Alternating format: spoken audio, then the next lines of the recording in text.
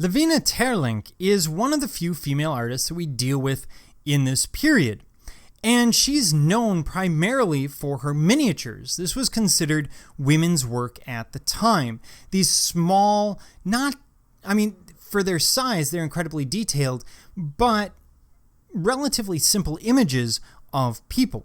It was felt that women were better at it because they had small, dainty hands and more patience, and therefore they could do this secondary work. You couldn't imagine Leonardo, for example, being asked to do a miniature.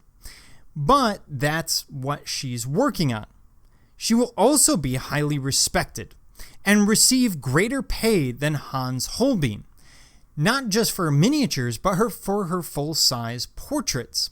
She's on a level with him, but history has simply not treated her nearly as well as we have treated Holbein. After all, we have a lot less information on Teerlinc than we do on Holbein. The piece we're looking at is Elizabeth I as princess. Now, the detail and dress are appointments of Elizabeth's station in this image.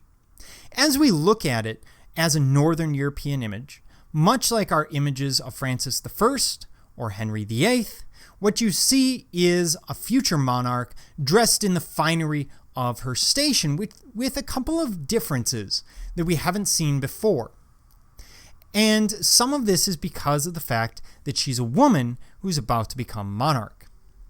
First of all, you'll notice she's holding a prayer book. You couldn't imagine Francis I, Henry VIII holding a prayer book, but yet that's exactly what she's doing, giving us this sense of humility. Also, Elizabeth I is known to be a Protestant member of the Anglican Church. We also see a book in the background, and this may be indicative, especially its blank pages, of the fact that she hasn't become ruler and maybe she has history to write. We also know from our classic Northern European experience with portraits that this is probably what Elizabeth I looked like. After all, let's look at a detail of the face.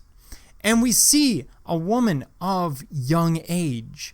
We see a woman in her finery looking at us and giving us a sense of who she is, not just what she looks like, which obviously is going to be very representational here in Northern Europe, but who she is, primarily through the symbolism of what she wears, what she holds, the prayer book, as well as the background. And this is stunning work from Teerlinc. As you look at it, she's captured a lot of detail that we don't frequently see. For example, this shadow has a highlight under it. That's where there's light being reflected from Elizabeth's collarbone, for example, up into that area. These details are immaculately captured, intricately captured in Teerlinc's work. As we look at it overall once again, you'll notice a couple of other things. First of all, the background once again is very ambiguous, something that we see in a lot of Northern European portraits. It's not like the Mona Lisa with the landscape in the background.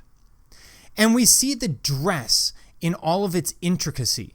She's using the same ideas that we've seen with other monarchs, showing her in her finery, but gives us more detail. We can tell, for example, this is raised embroidery.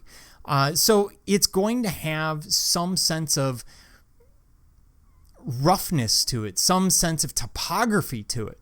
We can tell that she's wearing pearls, and there's a great deal of detail that's gone into those. We can tell exactly what she's wearing and what she's doing.